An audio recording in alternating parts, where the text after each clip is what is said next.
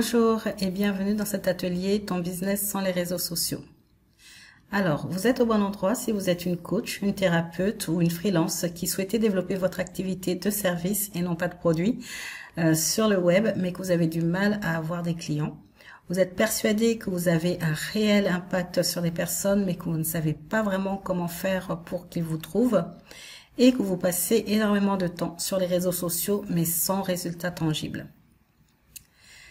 Alors, quelques conseils pour tirer un maximum de cette heure ensemble. La première chose, c'est essayer d'être dans un endroit calme et d'éliminer toute distraction, même si c'est compliqué de nos jours.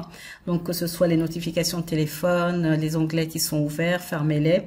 Et traitez-vous en priorité pour pouvoir développer votre business. C'est le conseil que je vous donne. Aujourd'hui, ce que nous allons voir, c'est pourquoi les réseaux sociaux ne fonctionnent pas pour les nouveaux coachs ou en tout cas pour les personnes qui ont une toute petite audience. Quand je dis toute petite audience, c'est moins d'une centaine de personnes. Les 3 meilleures stratégies marketing hors RS, quand je dis RS, c'est les réseaux sociaux, les 5 éléments dont vous avez besoin pour créer un business pérenne et comment je peux vous aider à aller plus loin. On en parlera à la fin de cet atelier. Et restez jusqu'au bout parce que je vous parlerai de mon stage intensif que je vais mener cet été. Alors, pour les personnes qui ne me connaissent pas, une petite présentation. Donc, je suis Mariama Diallo, je suis entrepreneur depuis 10 ans et j'ai d'abord commencé dans le consulting en commerce international, puis je me suis tournée vers le coaching business et j'ai accompagné des entrepreneurs en ligne avant de me spécialiser et de me nicher plutôt vers les coachs et les thérapeutes. J'ai une chaîne YouTube de près de 6000 abonnés qui ne cesse de grandir tous les mois, même si je ne publie pas régulièrement. Ma dernière vraie vidéo date d'il y a 2 ans. En 2021, après un petit burn-out, j'ai supprimé mes comptes Instagram et Facebook qui comptaient près de 1200 personnes réunies sur les 2 comptes, juste après avoir fait un lancement uniquement sur Instagram où j'ai généré près de 15 000 €. Et aujourd'hui, la plupart des leads, donc les leads ce sont les prospects, viennent principalement de ma chaîne YouTube mais aussi de mon blog. Alors voici le tableau de bord que j'ai fait une capture d'écran ce matin avant de commencer cet atelier. Et là, juste pour vous prouver que j'ai bien les 6000 abonnés. Donc, je suis également diplômée, certifiée, en tout cas en coaching, que ce soit pour le coaching personnel et professionnel, pour du coaching pour les entrepreneurs et également pour du coaching pour les... je suis master coach, donc ce qui veut dire que je peux accompagner des coachs. Je me suis également beaucoup formée en ligne, donc j'ai commencé en 2014 avec Brandon Burchard, qui est une formation sur la productivité. J'ai été aussi formée par Marie Forleo, que je ne présente pas, par Amy Porterfield, pour tout ce qui était faire des webinaires, mais aussi les publicités Facebook. James Wedmore, c'est plus pour tout ce qui est marketing digital. Melissa Griffin pour le blogging et l'emailing. Et Sonny Lenarduzzi, j'ai toujours du mal à dire son nom, pour le côté sur YouTube. Donc, on va mettre les pieds dans le plat tout de suite avant de commencer. C'est que le titre de cet atelier, c'est son business sans les réseaux sociaux. Et je tiens quand même à faire un disclaimer. Je ne suis pas du tout quelqu'un qui déteste les réseaux sociaux. Bien au contraire, hein, je reçois pas mal de choses de mes amis qui m'envoient des choses sur les réseaux sociaux. J'aime y aller pour me détendre, il n'y a pas de souci. Je ne dis pas que les réseaux sociaux ne sont pas efficaces, mais dans certains cas, donc surtout quand on débute ou quand on n'est pas clair sur les bases dont on va parler, eh bien ce n'est pas efficace. Je ne pointe pas non plus du doigt les personnes qui utilisent les réseaux sociaux. Moi-même, j'utilise les réseaux sociaux. Mon objectif est de vous montrer qu'il existe d'autres moyens plus efficaces pour marketer et qu'il est possible d'avoir des clients hors ligne et beaucoup plus facilement que de s'épuiser en fait sur les réseaux sociaux. Et si par contre, si vous souhaitez mettre tous vos œufs dans le même panier, c'est-à-dire que vous voulez tout miser sur les réseaux sociaux, eh bien vous pouvez le faire, mais il faut le faire de la bonne manière et c'est de ça dont on va parler aujourd'hui. Les réseaux sociaux, franchement, c'est bien pour amplifier tout ce qui fonctionne déjà. Donc, si vous avez un marketing qui fonctionne déjà, eh bien, allez sur les réseaux sociaux parce que ça va marcher. Par contre, si votre marketing est bancal et que ça ne fonctionne pas pour l'instant, eh bien, ce n'est pas la meilleure tactique, surtout quand on se lance. Et puis, on passe énormément de temps, c'est très chronophage et c'est aussi énergivore. Parce que si on pense rien que le fait de faire une reel, posez-vous la question, combien de temps, mais vraiment chiffrez le temps que vous passez à créer une reel. Déjà, il va falloir choisir la thématique, choisir la vidéo que vous allez faire. Est-ce que ça va être une vidéo de vous en train de parler? Est-ce que c'est une vidéo de vous en train de danser ou de pointer des choses? Est-ce que ça va être plutôt ce qu'on appelle un B-roll? Ensuite, il va falloir que vous trouviez l'audio. Ensuite, il va falloir que vous vous filmiez. Souvent, pas qu'une seule fois parce qu'il va falloir refaire des prises. Il va falloir ensuite que vous montiez la vidéo. Et pour peu qu'il y ait du texte, ben, ça prend du temps en fait de bien coordonner les textes pour qu'ils arrivent l'un après les autres. Trouver la bonne accroche, écrire la légende, trouver les bons hashtags, créer la couverture, etc. Et rien que de lister tout ça, eh bien moi ça m'épuise, surtout quand on sait qu'un contenu sur les réseaux sociaux ne dure que quelques heures. Et encore, quand je dis quelques heures, je suis bien gentille. La réalité est que le burn-out des entrepreneurs est souvent lié à la charge mentale des réseaux sociaux. Produire sans cesse pour peu de résultats avec des règles qui changent constamment et l'incessante comparaison qu'il y a parce que on a beau dire oui, on n'a qu'à ne pas suivre les personnes qui nous mettent mal à l'aise, qui nous mettent pas bien, mais quoi qu'il arrive, on sera toujours obligé de se comparer parce que c'est le propre de l'être humain. Tout ça en fait contribue à un épuisement des entrepreneurs. Et si vous trouvez que l'entrepreneuriat est difficile, eh bien vous n'êtes pas toute seule. Moi je l'ai trouvé, mes clientes l'ont trouvé. Sachez que ce n'est pas facile et être sur les réseaux sociaux ne fonctionne pas pour deux raisons. Et la première, c'est parce que vous allez souvent vous projeter trop vite. Vous allez souvent, dès que vous allez avoir votre diplôme, vous allez vous dire « Ah bah moi, il faut absolument que je crée mon site internet et que je me mette sur les réseaux sociaux ». Vous allez tout de suite sauter au marketing. Et la deuxième chose, c'est que vous allez choisir le mauvais type de marketing. Donc,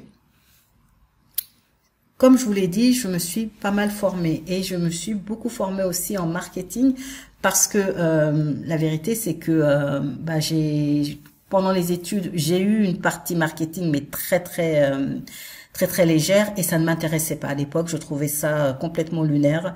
Et quand je me suis mis à l'entrepreneuriat, j'ai fini par comprendre que sans le marketing, eh bien, je n'y arriverais pas.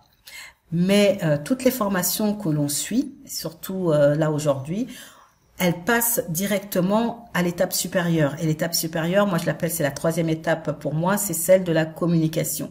Regardez le nombre de formations en ligne qu'il y a actuellement. On vous dit que pour trouver des clients, il faut aller sur les réseaux sociaux, il faut publier, il faut créer un produit digital, etc. Mais on ne vous parle pas de la base. C'est-à-dire que si vous n'avez pas travaillé la base, eh bien vous n'y arriverez pas. Quand je dis que la majorité des entrepreneurs se plantent à cause du fait qu'ils vont trop tôt sur les réseaux sociaux, c'est parce qu'ils ne font pas le travail en amont qui est complètement, absolument nécessaire avant de se lancer. Et en ne faisant pas ça, eh bien, en fait, ils galèrent. Et la conséquence, ça va être que on va passer énormément de temps sur la création de contenu plutôt que d'être en train de travailler sur notre cœur de métier. C'est-à-dire qu'il y a une époque, quand j'ai quitté les réseaux sociaux, c'était aussi pour ça. C'est parce que je me suis rendu compte que je passais plus de temps à créer des contenus que à coacher. Et en fait, j'étais devenue une créatrice de contenu. Par ailleurs, on va se focaliser sur du contenu qui apportera des likes et des commentaires parce que les réseaux sociaux sont faits de telle manière qu'ils sont là pour booster notre ego. Et donc, on va calculer, on va se dire, ah bah tiens, si je fais ce post-là, il sera viral. Or, le contenu qu'on doit faire quand on publie, que ce soit sur les réseaux sociaux ou ailleurs, ça doit être un contenu pour convertir. Nous sommes des entreprises, donc une entreprise, elle est là pour gagner de l'argent.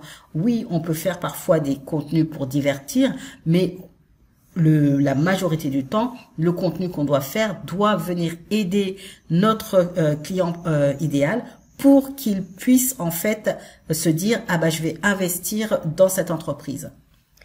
Et puis, quand on n'est pas clair, qu'on n'a pas travaillé la base, ce qui va se passer, c'est qu'on va avoir plusieurs thématiques et qu'on va aller dans tous les sens.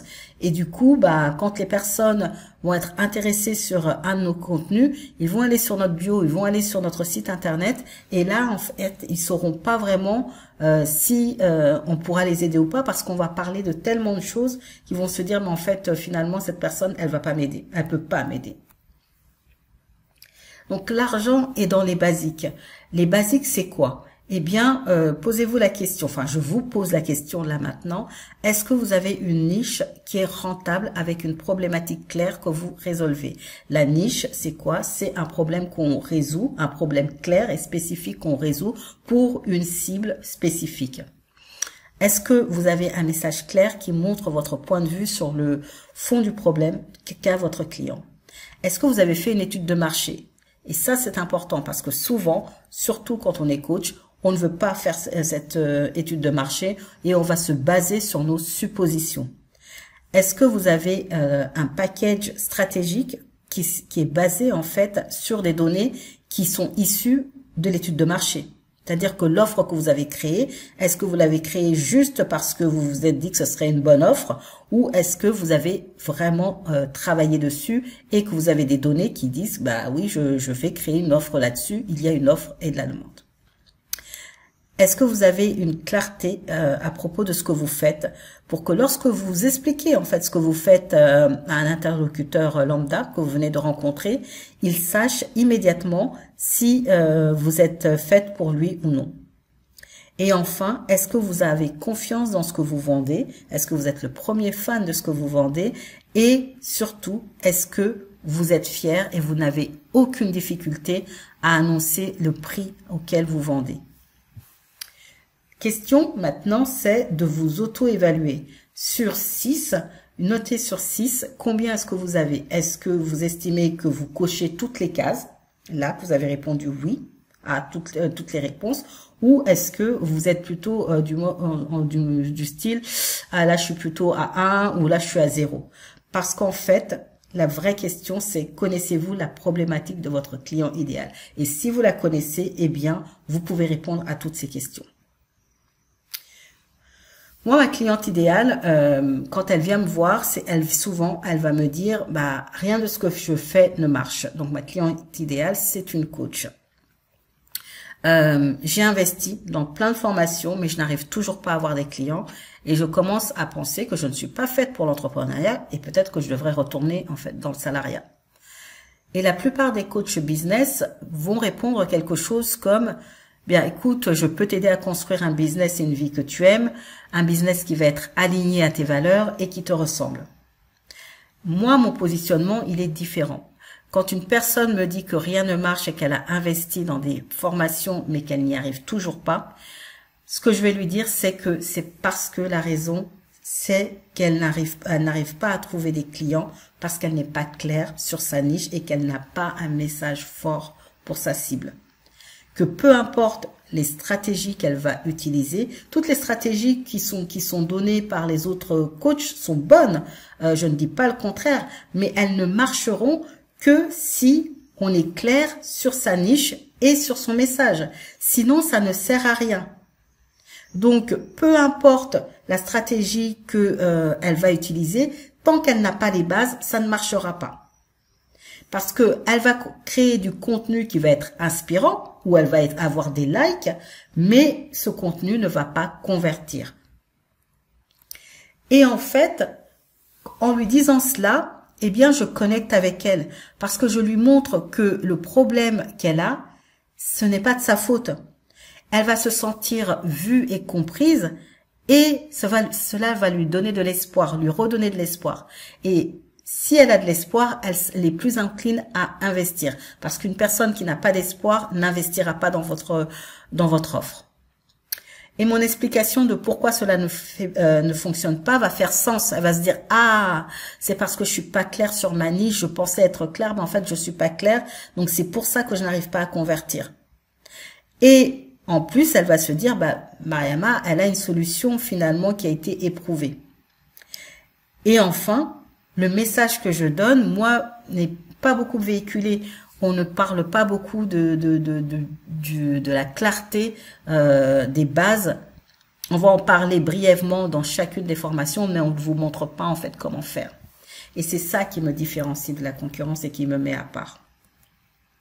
Donc sans clarté, et ça je vais beaucoup le dire pendant cet atelier, vous aurez du mal à vendre quoi que ce soit, quelle que soit la méthode choisie. Et souvent, bien, quand vous décrivez ce que vous faites, vous allez être très vague. Donc là, je vais vous demander le petit exercice, c'est de noter en fait ce que vous faites. Et à la fin, bah, on verra ce qui a été dit. Si vous regardez en replay, dans ce cas-là, ce que je vous conseille, eh bien, c'est de m'envoyer par mail ce que vous faites. Comme les entrepreneurs sont vagues dans ce qu'ils font, ce qui va se passer, c'est que leur contenu, elles vont se disperser. Elles vont pas parler d'une chose spécifique, elles vont parler de plein de choses. Et elles vont perdre les personnes. Donc du coup, moi, quand parfois je vais regarder le site internet d'une personne ou que je vais sur sa bio sur Instagram, il m'est difficile de dire, bah tiens, je pourrais lui envoyer tel ou tel client potentiel. Et donc, la raison pour laquelle les réseaux sociaux ne fonctionnent pas pour votre business, si c'est le cas, c'est parce que comme vous n'avez pas les bases, vous n'avez pas pris le temps de connaître votre client idéal. Et cela prend du temps. Vous n'avez pas pris le temps de connaître ses problèmes, son langage, que vous allez pouvoir ensuite utiliser dans votre message et ce qui fera écho.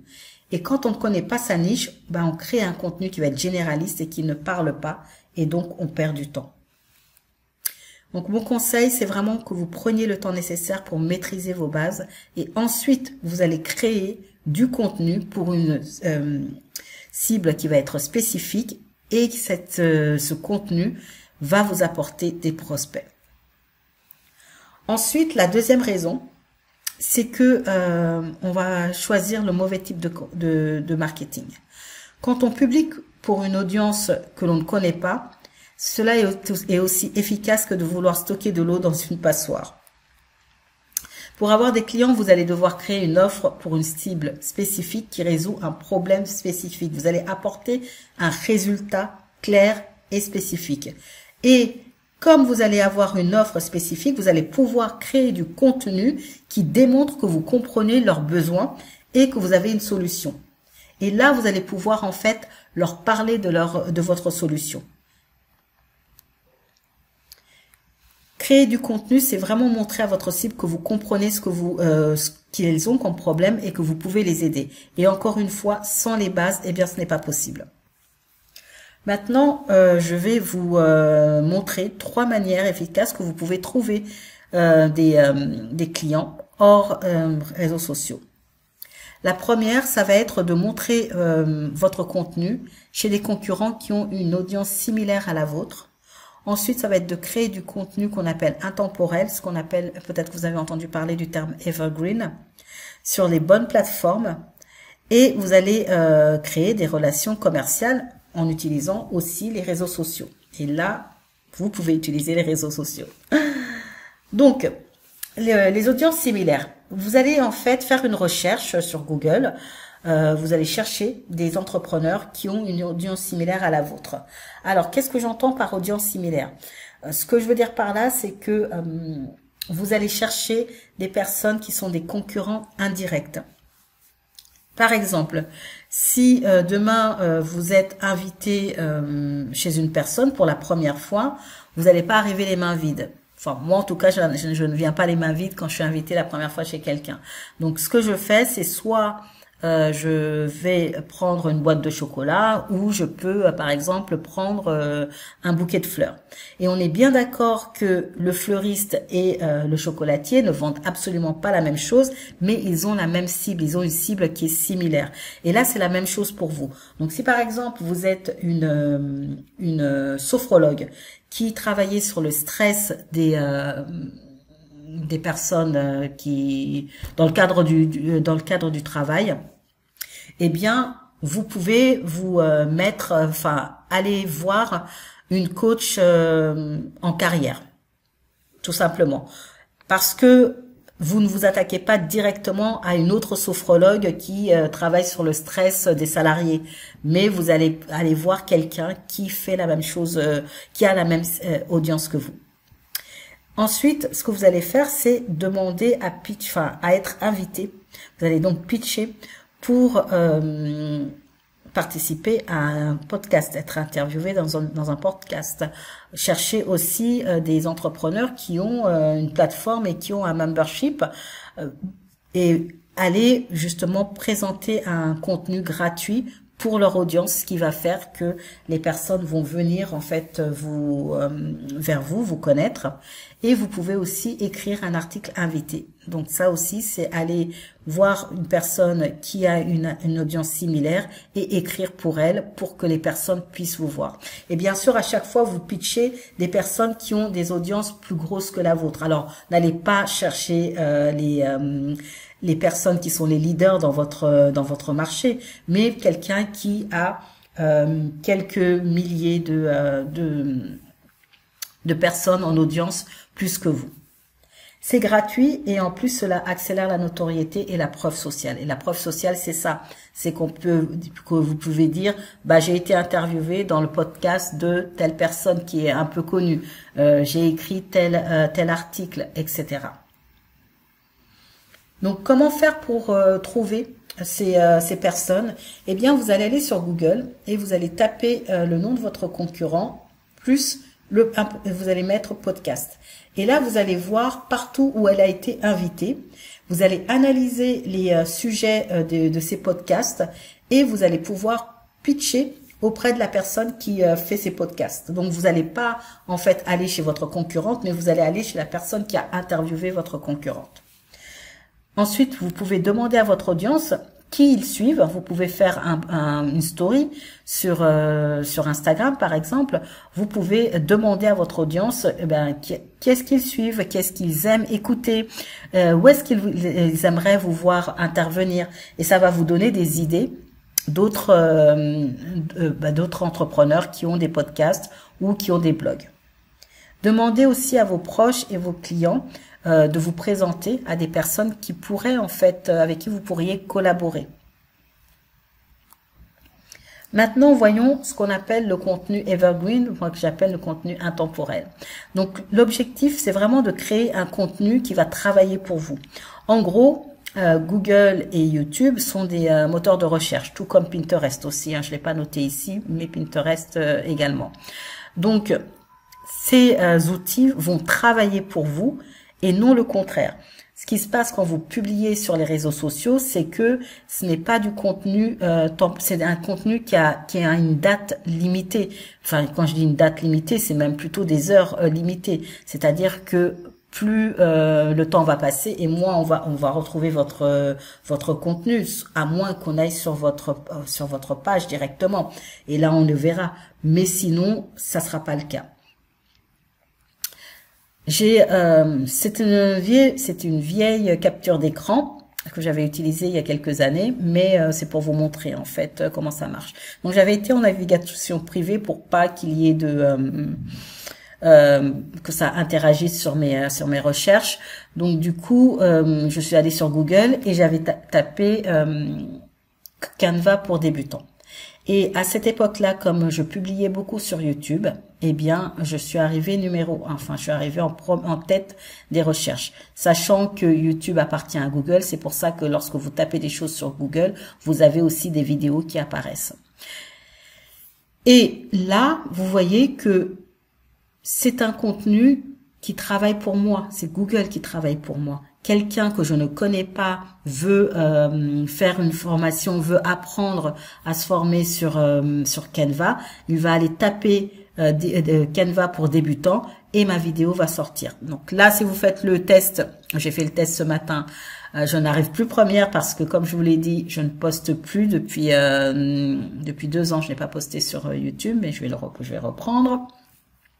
Mais quoi qu'il en soit, voilà, ça c'est du contenu intemporel.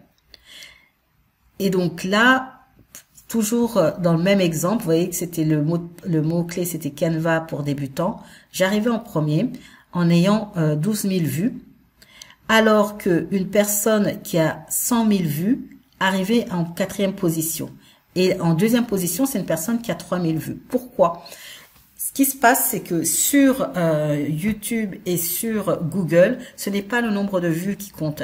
C'est vraiment la pertinence de ce que l'on écrit. Et c'est pour ça que c'est important d'avoir en fait du contenu pérenne et surtout de connaître son client idéal parce que comme ça, on va savoir exactement ce qu'il va faire comme recherche, pouvoir créer du contenu là-dessus pour qu'il puisse nous trouver plus facilement.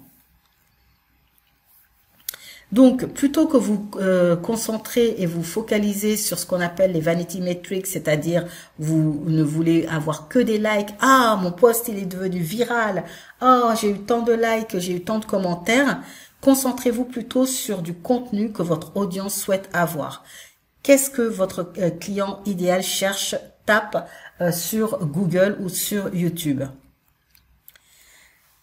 Du coup, quand on clique sur cette vidéo, donc débuter sur Canva, ça c'est une capture d'écran qui date de ce matin, eh bien là vous pouvez voir que c'est une vidéo qui date d'il y a 4 ans, là en dessous, 23 000 vues il y a 4 ans. Et surtout, ce que fait YouTube considère que mon contenu il est bon. Donc une personne qui regarde ça, eh bien il va lui suggérer sur la droite, ah regardez la première vidéo, c'est encore moi. La 3e vidéo, c'est encore moi. Et vous voyez que la première vidéo qu'il suggère, c'est moi, alors que juste en dessous, vous avez une personne qui a 128 000 vues. Et là, la 3e vidéo, c'est même pas une vidéo, c'est carrément ma playlist. Donc, il y avait 7 vidéos dedans et il incite à aller les voir. Et quand on descend encore plus bas, eh bien, vous pouvez voir encore mon contenu avec Trello et également une autre vidéo sur Canva.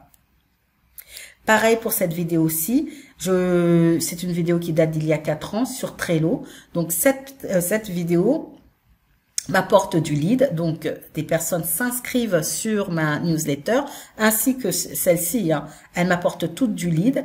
Et en plus, eh bien cette vidéo-là, à la fin de cette vidéo, je fais une proposition où je demande, enfin je dis aux gens que j'ai une mini-formation et généralement on me contacte pour en savoir plus et pour l'acheter. C'est une petite formation de 30 €, mais honnêtement, c'est toujours ça de prix. Et ça, c'est sans faire de publicité, rien du tout. C'est du contenu, eh bien, qui m'apporte des clients. Et pareil, encore une fois, YouTube propose à la personne qui regarde de regarder d'autres de mes vidéos. Vous avez vu la première vidéo qui arrive, c'est la mienne. Et quand vous descendez, eh bien, vous avez encore une vidéo de moi. L'avant-dernière, là ici, sur la capture d'écran, c'est encore moi. Et idem pour cette vidéo-là. Donc, comment trouver ses premiers clients en coaching facilement? C'est quelque chose que je sais que ma cliente idéale recherche. Eh bien, donc j'ai fait cette vidéo et encore une fois, sur la droite, eh bien, il y a des vidéos de moi en début et même là, une vidéo sur Google Drive que j'ai faite il y a 3 ans. Donc, vous voyez que vous faites un travail une fois. Et ce travail continue en fait pendant des années, eh bien, à vous rapporter du lead, à vous rapporter des clients. Mais ce genre de contenu, encore une fois, n'est faisable que si vous connaissez votre client idéal, que vous avez fait votre étude de marché, que vous avez testé avec une cible. Enfin, la 3e façon de trouver des clients, eh bien, c'est en créant des relations. Les relations est vraiment un bon moyen de créer sa communauté et d'avoir des clients. La première chose que vous allez faire, c'est, je suis sûre que vous êtes dans des groupes, que vous avez déjà des bonnes copines, dans des formations que vous avez faites. Eh bien, ça, c'est avec ces personnes-là qu'il faut avoir des relations à la fois morales, c'est-à-dire qu'elles vont vous soutenir quand ça va pas, parce que surtout en tant qu'entrepreneur, on peut se sentir très seul. La solitude de l'entrepreneur, c'est pas un mythe, c'est une réalité. Mais en plus, eh bien, elles peuvent vous recommander des personnes, tout comme vous pouvez recommander d'autres personnes, des potentielles clientes à ces personnes-là. Et utilisez les réseaux sociaux. Et là, vraiment, quand on débute, passez du temps sur les stories de votre audience. Allez voir ce qu'elles font, discutez avec elles en DM et je peux vous assurer que vous allez créer des relations. Voilà, j'ai repris vraiment Instagram l'année dernière, mais c'est cette année que j'ai recommencé à poster. Eh bien, je poste pas beaucoup, mais je prends le temps en fait d'aller discuter avec certaines personnes et grâce à ça, en septembre, je vais intervenir sur le membership d'une des personnes qui me suit et que je suis et qui a une audience plus grande que la mienne, bien sûr. Maintenant, voyons les 5 éléments nécessaires pour avoir des clients. Donc, on a parlé de la clarté sur son expertise, sa niche, son message, comprendre les besoins profonds et je dirais même psychologiques de sa cible, valider son idée, et revenir sur le point 2 si c'est nécessaire. Donc, si par exemple, vous faites votre étude de marché et que vous vous rendez compte que ce que vous pensiez sur les besoins profonds de votre niche n'est pas bon, eh bien, il faut aussi avoir cette flexibilité pour changer d'avis et pour recommencer. Parce que c'est comme ça que vous allez gagner des clients. Parce que si vous restez obstiné, bien, vous allez vous fatiguer pour rien. Et enfin, avant-dernier point, créer une stratégie de visibilité et mettre en place des process pour vous consacrer à l'essentiel. Donc, je ne vais pas m'attarder sur la clarté parce qu'on en a parlé, d'accord. Et les besoins profonds de sa cible, eh bien, souvent, quand j'ai des personnes en séance découverte, elles me disent, mais si, en fait, je comprends pas, j'arrive pas à trouver des clients, alors que pourtant, j'ai niché. Et quand je leur demande de me parler de leur niche, ils vont me dire, j'aide des femmes entre 25 et 40 ans à perdre du poids. Voilà. Pour moi, ça, c'est juste une démographie. C'est pas, je réponds pas à une problématique. D'accord? Quelque chose d'un peu plus profond. Là, quand on niche plus profondément, eh bien, ça va être de dire, j'aide des femmes qui sont mamans pour la première fois, qui ont du mal à perdre les kilos pris durant la grossesse et qui recherchent un plan d'entraînement flexible et un soutien émotionnel pour retrouver confiance et énergie. Quelle est la problématique ici que je résous? C'est pas la perte de poids, c'est pas ça le besoin profond de la personne. Le besoin profond de la personne, eh bien, c'est de retrouver confiance dans le corps qu'elle a et retrouver de l'énergie. C'est ça, en fait. Et à partir de ce moment-là, quand vous savez ça, vous allez en fait pouvoir créer un contenu qui va être spécifique. Parce que autant la personne qui dit « j'aide des femmes entre 25 et 40 ans à perdre du poids » va faire un contenu qui va être très généraliste, parfois inspirant, qui va avoir des likes, mais la personne ne va pas vouloir sortir sa carte bleue pour travailler avec elle. Alors que l'autre personne qui est hyper spécifique et qui ne parle qu'à des mamans qui ont accouché et qui ne sont pas bien dans leur peau parce qu'elles ont ces kilos en trop, eh bien, elle pourra faire un contenu beaucoup plus spécifique et ce sera beaucoup plus facile de convaincre de l'embaucher. Vous allez ensuite valider votre idée. Et cette partie, qui est souvent détestée, est fondamentale. Ne pas faire d'études de marché, c'est comme si vous décidiez d'aller ouvrir une boulangerie en plein milieu du désert. Personne ne viendra. Le seul moyen et le moyen le plus rapide de trouver des clients, c'est de s'assurer qu'il existe bien un marché et que notre solution apporte des résultats. Et ça, on le fait en validant son idée. Et pour valider son idée, eh bien, on peut interviewer des personnes, on peut interroger son audience et on peut également, et c'est ce que je vous conseille, accompagner quelqu'un, ne serait-ce que 4 séances gratuitement, accompagner cette personne pour valider en fait que vous êtes sur la bonne voie. J'ai mis là ici un témoignage de Teddy parce que je me rappelle qu'elle était très réticente à faire son étude de marché. et elle m'a écrit ceci. J'ai fait mon étude de marché. Ça n'a vraiment pas été facile pour moi car je refusais de m'intéresser à la concurrence de peur de penser que mon idée était déjà faite et donc inutile. J'avais peur de me lancer et je me trouvais toujours des excuses.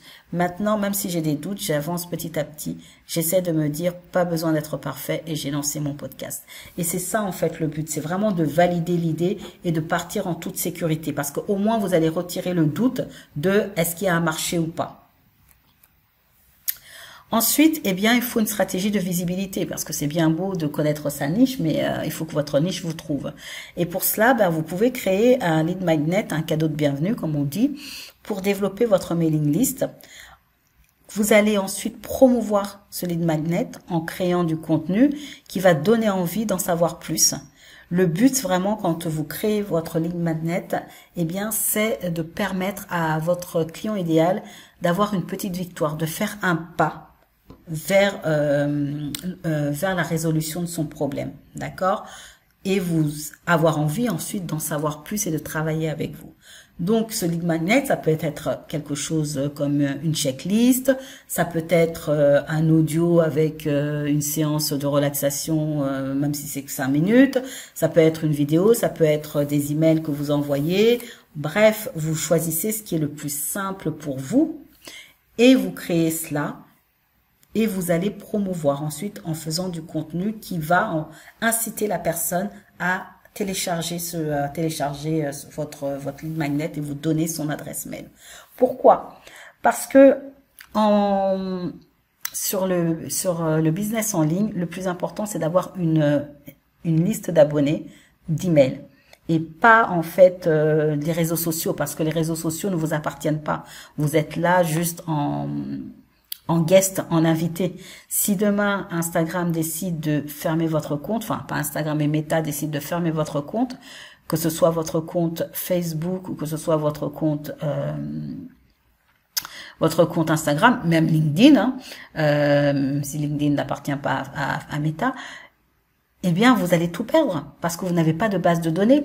Alors que si vous avez une mailing list, cette mailing list vous appartient. Vous pouvez écrire quand vous voulez à votre audience. Vous allez pouvoir les chouchouter pour mieux les convertir. Et juste pour votre information, la conversion d'une mailing list, si vous prenez le temps vraiment de faire du contenu pour elle, eh bien, elle est entre 1 et 3%. Ce qui est vraiment bon parce que sur les réseaux sociaux, faudrait que je revérifie mes chiffres, mais la dernière fois que j'avais regardé, on était sur de l'ordre de 0,07%. Donc c'est pas grand chose. Et on a des histoires de grands influenceurs qui décident de lancer leur gamme, qui décident de lancer un produit et qui font un flop, qui ont 0 vente. Donc tout ça pour vous dire que la mailing list est hyper importante. Et si vous n'avez pas déjà un lead magnet et que vous n'êtes pas intéressé sur ce sujet, faites-le. Enfin, vous allez mettre en place des process. Les process, c'est ce qui va vous permettre de gagner du temps, de vous libérer du temps pour en fait travailler sur votre business et pas dans votre business. Vous devez vraiment déléguer, supprimer ou automatiser tout ce que vous pouvez. Regardez, vous devez travailler que sur là où vous avez de la plus-value. Si vous vous rendez compte que vous avez des tâches répétitives, eh bien, ça veut dire que ça doit être automatisé. Alors, quelques idées de choses que vous pouvez automatiser, ça peut être des emails types. Si vous avez des questions qui reviennent tout le temps, faites-en un email type auquel vous allez envoyer. Si vous allez commencer à pitcher pour pouvoir intervenir en tant qu'invité dans un podcast, écrire des articles invités, eh bien tout ça en fait ce sont des emails types que vous devez préparer à l'avance. Vous avez aussi un process pour tout ce qui est un nouvel abonné. Donc si un nouvel abonné arrive sur votre mailing list, il va y avoir une séquence de bienvenue que vous allez faire et à la fin de la séquence de bienvenue, vous pouvez proposer justement une séance découverte. Et là, la personne sera plus encline à réserver la séance découverte à ce moment-là, plutôt que juste mettre dans votre bio, réserver une séance découverte, parce que c'est pas assez spécifique. D'accord? Vous pouvez avoir un onboarding pour un nouveau client. D'ailleurs, il faut avoir un process pour l'onboarding du nouveau client. Pour également la création de contenu. Tout ça, ce sont des process à mettre en place. Si vous ne l'avez pas encore fait, je vous invite vraiment à réfléchir, à faire la liste dès à présent de toutes les tâches que vous faites et vous allez en créer un process. Et donc pour finir, eh bien, vous savez très bien que les ventes ne tombent pas du ciel, hein, elles tombent pas toutes seules. Et pour qu'elles arrivent, eh bien, il faut avoir travaillé sa base. Parce qu'encore une fois, vous pouvez faire la formation des meilleurs marketeurs. Si vous n'avez pas travaillé la base, vous n'arriverez pas à convertir. Et aujourd'hui, ce que j'aimerais, eh bien, c'est vous faire une proposition, c'est de me rejoindre pour un stage intensif de 7 jours pour convertir. L'objectif, eh bien, c'est d'avoir une stratégie de conversion pour la rentrée afin de finir l'année en beauté. Donc, il va y avoir deux sessions plutôt, une session sur juillet pour ceux qui peuvent sur juillet et une session sur août. Et donc, ce sera du 15 au 29 juillet ou du 2 au 16 août. Ce seront des sessions live d'1h30 à 2h où vous allez implémenter en direct ce que vous apprenez et je vous donne du feedback en direct. Donc c'est pas une masterclass comme ici où vous m'écoutez juste et vous travaillez dans votre coin. En fait, je vous donne ce que vous avez à faire, vous le faites pendant la session et ensuite chacun à votre tour, vous passez et je vous donne bien mon feedback et je vous dis ce que vous avez à améliorer et ce que vous allez faire, ce que vous allez ajouter. L'idée, c'est vraiment que pour la rentrée, vous soyez complètement prête. Donc, le premier jour, nous allons identifier la cible et vous allez trouver votre voie. Le deuxième jour, vous allez identifier votre niche et créer un message clair et percutant. Ensuite, vous allez comprendre les besoins profonds de votre cible, puis avoir une stratégie de contenu, donc développer un contenu qui convertit. On va parler des piliers, des objectifs de chaque contenu et le planning. Vous allez ensuite créer un calendrier éditorial et rechercher des sujets de contenu intemporels et vous allez choisir une plateforme autre que les réseaux sociaux. Il faut vraiment que vous repartiez le 5e jour en disant soit vous voulez vous lancer dans le podcast et si c'est le cas, je pourrais vous envoyer vers quelqu'un qui fait ça très bien. Petit clin d'œil à Cindy, soit le blogging ou soit YouTube. Mais quoi qu'il en soit, vous allez choisir quelque chose, une plateforme où vous allez pouvoir vous mettre. 6e jour, vous allez créer votre stratégie de visibilité. Donc, on va créer votre freebie et on va créer également la séquence de mail.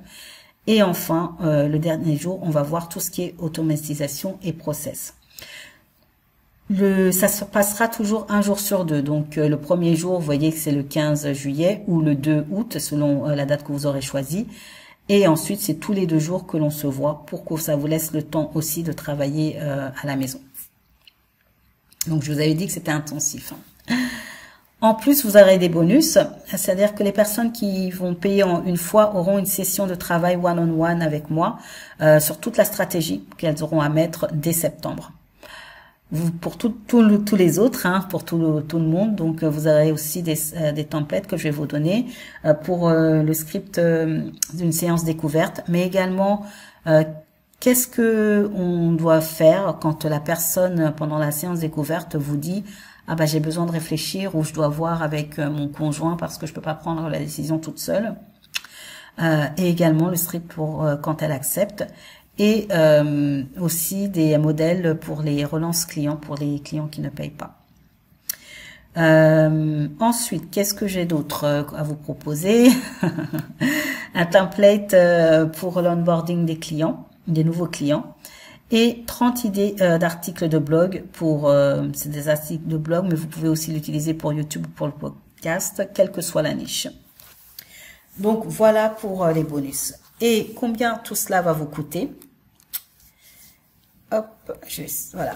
Donc, en Early Bird, eh bien, ça vous coûtera 497 €. Sachant que c'est vraiment pas cher, et je ne dis pas ça parce que c'est moi qui le dis, je vous le dis parce que mon accompagnement, il est à 3000 €. Et là, je veux vraiment, vraiment, vraiment que vous puissiez, tout le monde puisse avoir sa chance de pouvoir investir pendant cet été. L'Early Bird, il est jusqu'au 11 juillet. Et vous pouvez payer en 2 fois, et dans ce cas-là, ça sera 250 €. Et à partir du 12 juillet, eh bien, ce sera 597 €, et en 2 fois, eh bien, ce sera 300 €.